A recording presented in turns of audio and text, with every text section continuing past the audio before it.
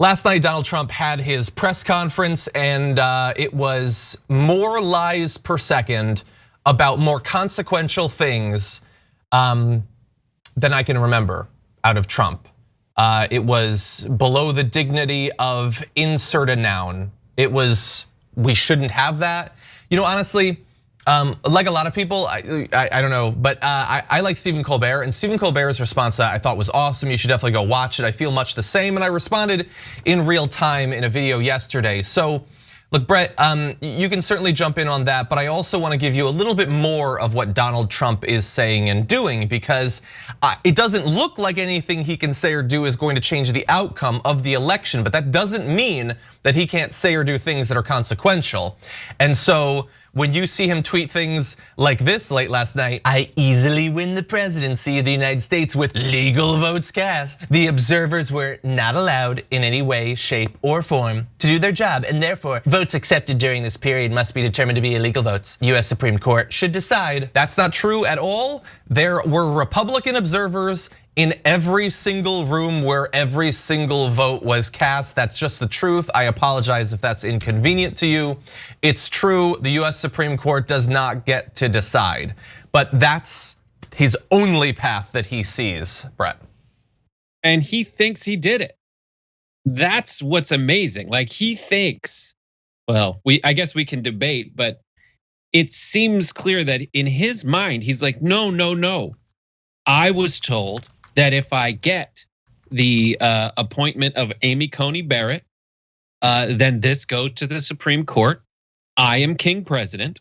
The Supreme Court is king president's court, and that's it. And anything else, like, I have no any. And in his mind, this is the most depressing part. In his mind, he has no reason to leave peacefully, and he thinks he has to put up a fight. Yeah. When the truth is, like, this is not where you put up the fight, bud. You put the fight up before people vote, and then people vote. That's what the democracy is. And even Lindsey Graham today was qualifying statements, kind of saying, you got 48 hours to show us like your actual evidence. And the New York Post is turning on him. The New York Post headlines that they ran are pretty hilarious. I don't know if you showed them or saw them. No, I haven't seen one that. Is about the speech you're talking about. It says, downcast Trump makes baseless election fraud claims in White House address. New York Post. These are the people the only people that ran the Hunter Biden piece. Yeah, exactly. Yeah, no, he's written. And then the second one was Donald Trump Jr. calls for total war in clueless tweet. Wow. That's the New York Post, and all these people who work in media are like, just so you know, the New York Post smells blood in the water. That's their job, and that's what they're going after. Like, and I'm reminded. Last thing I'll say on this is like, I'm reminded of the moment in the movie Top Secret, where there's a joke about how stupid these two henchmen are, and one of them is, this is Klaus. He is a moron who believes only what he reads in the New York Post. Like, that's a joke in it. And he's holding it, says like, masked supervillains kidnap like Twiggy or something like that. So it is a known terrible tabloid. And they've turned on Trump. Yeah, he's got a few. He's got the Graham. He's got the Cruz. He's got Hannity and Mark Levin and a few others, and that's probably pretty much it, which is not enough to win him the election. It is enough theoretically to inspire his followers to commit acts of political violence. That's my fear, but not enough to actually win. That said, we haven't seen much of Donald Trump. We had that press conference, we had the tweet I read. I'm gonna give you just a couple more of his tweets just because this is the only window we have into what passes for a brain for him. So he also tweeted, Philadelphia has got a rotten history on election integrity. Yeah, it's the lesser known sister city to Philadelphia, but that's like when kids say Piscetti. Piscetti, yeah. Like, that's what it is, Philadelphia. Anyway, so he hates it. He doesn't like their vote. It probably has nothing to do with the race of the people living there. He also said Twitter is out of control, made possible through the government gift of Section 230. Again, speaking directly to the needs and the most important issues for the American people. Twitter is out of control. I guess, or something. I don't know. This is what he's saying. And he also tweeted a little bit about, because there's gonna be the runoffs in Georgia, which we're gonna be talking about for 200 hours between now and then, the presidency is even more important. So he's still trying to project what passes for strength from a conservative male, but it is starting to look kind of sad. Kind of sad. Yeah, there is no dignity. I have all these fantasy situations, or not fantasy situations. I don't want any of these to happen. But if I were Quentin Tarantino writing badass revisionist history dramedies, essentially about this Inglourious Bastard style, what I am picturing is happening right now in the White House is a couple things. At that moment where the Secret Service looks around and just goes, I'm handcuffing this guy and taking him out of the White House. It's over. And that's kind of happening.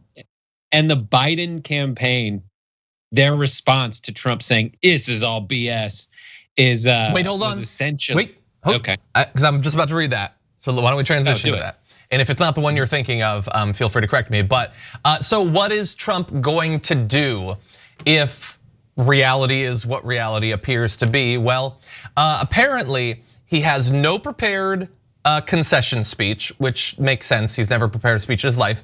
But also he has no plans to concede. And the Biden campaign has responded to those reports that he has no plans to concede, even if it's done, by saying, quote, as we said on July 19th, the American people will decide this election, and the United States government is perfectly capable of escorting trespassers out of the White House. Which, yeah, that's good.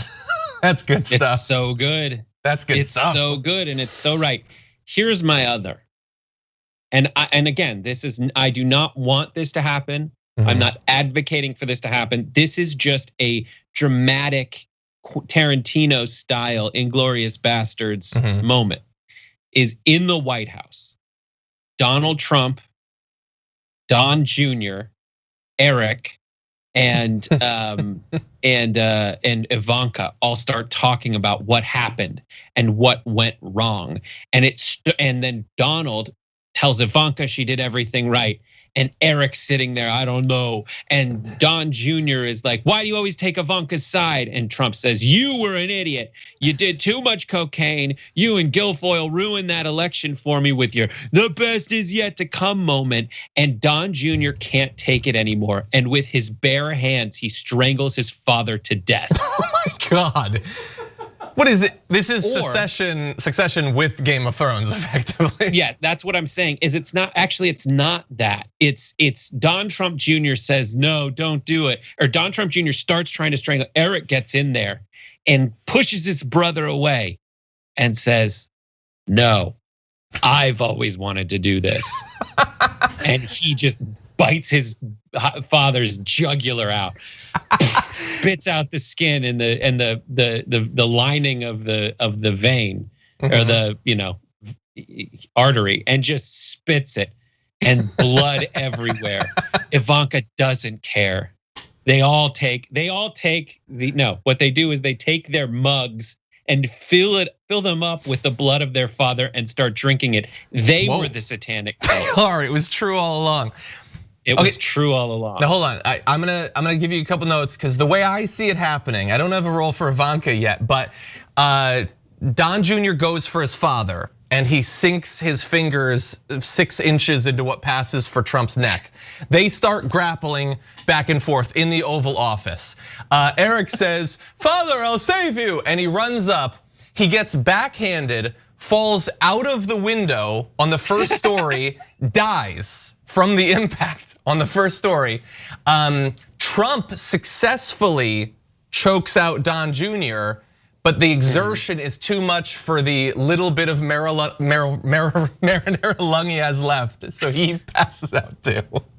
It's beautiful. It's Shakespearean. It's not that. He's aspirated Big Mac.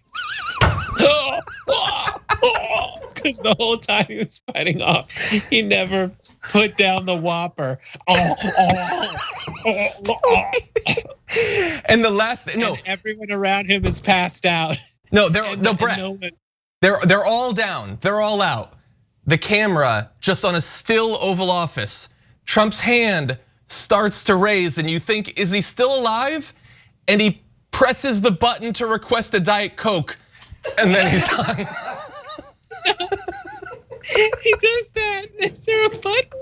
I just picture a hand going to pick up the phone and instead picks up a French fry. Ketchup.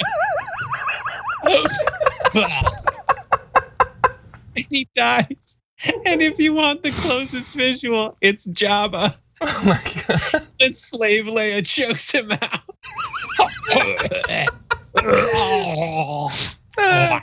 And then the tiny salacious Crumb, who's clearly Stephen Miller in this case, and then he passes out. I don't even know why, but he passes out. Okay, we got to get it together. We've interviewed presidential candidates on this show. What is going on? But is it Salacious B Crumb? Is his middle initial B? I think it is a B. I think it's a B. Oh my God, Ro Khanna's not coming on the show anymore. Anyway, all of that was fan fiction. We don't want any of that to happen. We're not gonna do anything. Obviously, FBI, back off. But I'm sure the Dragon Squad has actors and editors and camera people and a functioning knowledge of green screen and OBS. So if you wanna orchestrate that, please do. Oh my God, I almost lost my coffee. Okay. So continuing on, I just want to say, it's no longer got anything ready for for Trump's ship, Trump's little sailboat to be put inside it. Okay, that was the Shakespearean epic we need in our time. Okay, so Trump also plans, just going back into the news, to launch his second term early, even if he's lost. And you have a follow-up question, wait, what? Or what does that mean? So he's gonna like start firing people and passing executive orders. Okay, no, I mean, I guess, look, he's still technically president. He still gets to be a lame duck. It's a stupid way to run a government. It doesn't make any sense. And we are going to have to watch for all the insane things that he does. But that doesn't make you president for another term. He's gonna resume travel. He's gonna do rallies. Yeah, no, he probably will. That doesn't have anything to do with any of this. That's the dumbest strategy ever. And what do you know? When you surround yourself with advisors like Rudy Giuliani, your strategy sucks. Anyway. I needed that, John. I did, that was fun, thank you.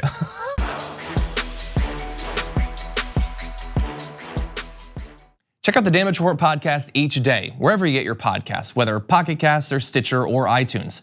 You can join me as I give you the news and stories you want, with a range of co-hosts and interview guests jumping in on the fun each day. Again, that's the Damage Report, wherever you get your podcasts. And if you get them at iTunes, don't forget to rate and review. Sometimes I'll read them live on the show.